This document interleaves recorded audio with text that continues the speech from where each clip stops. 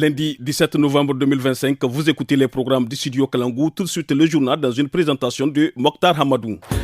En visite à Zender, le président de la République, le général d'armée Abdraman Tiani, a annoncé samedi la signature d'un accord avec la Banque africaine de développement BAD pour améliorer l'accès à l'eau potable dans la région. Les détails à suivre. Les préparatifs du sabre national Cocoa 2025 se poursuivent à Tawa. Le ministre de la Jeunesse et des Sports s'est rendu sur place ce week-end pour s'enquérir de l'état d'avancement des travaux. On en parle également dans ce journal.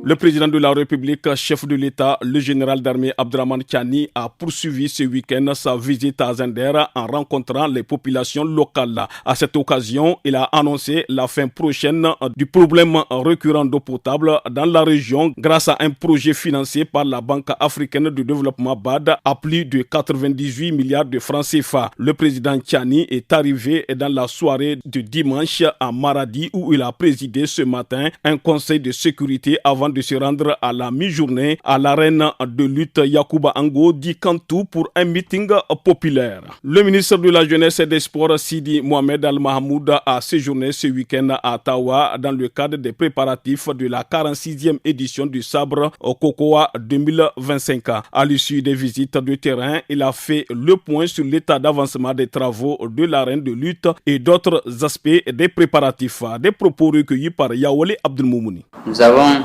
visité à cet effet l'édifice qui va abriter cette édition. L'arène de jeu Hamid Medere, les travaux sont effectués en deux étapes qui consistent d'abord dans un premier temps de réhabiliter ce qui existe comme infrastructure et ensuite procéder à l'extension de l'arène qui passe de 1900 places à 3100 places. La première phase a été exécutée à 90%. La deuxième phase qui a démarré à peine 2 semaines de cela est à 10%. Nous sommes pratiquement à un mois de cette 46e édition du sabre national. Donc les travaux doivent être accélérés et exécutés dans le délai. Selon un message radio officiel adressé au gouverneur et publié le 15 novembre 2025, le ministère de l'Intérieur a ordonné la suspension des activités des ONG et associations qui n'ont pas rendu public leurs états financiers de 2024. Le document liste 136 organisations autorisées à poursuivre leurs opérations dans le pays, dont 75 structures nationales et 61 ONG et organisations internationales actives notamment dans l'humanitaire, la santé, le développement rural et l'éducation. Les organisations qui ne figurent pas sur cette liste disposent d'un délai de 60 jours pour se conformer et publier leurs états financiers au journal officiel.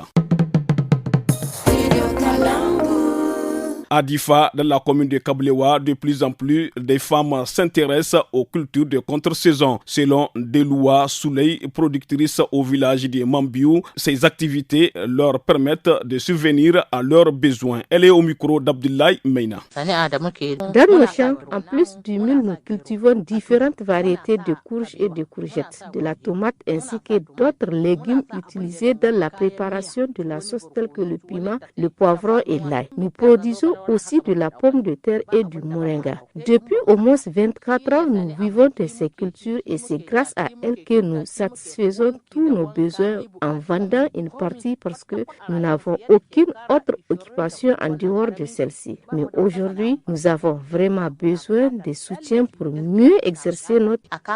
Après la récolte à Dogandouki, dans la région de Dosso, de nombreux cultivateurs ramassent les résidus de culture pour les conserver comme alimentation pour le bétail. Cependant, le fait de tout enlever appauvrit les sols. Suivez les explications du directeur départemental de l'agriculture, Rabiou Abarchi, au micro d'Abdelaziz Dayouma.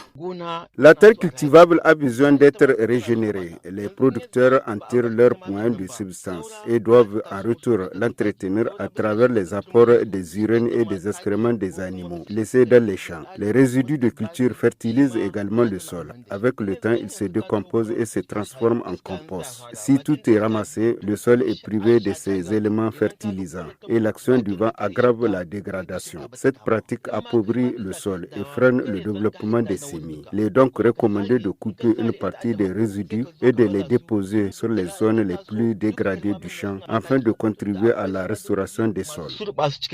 Point final de ce journal. Merci de l'avoir suivi. À bientôt.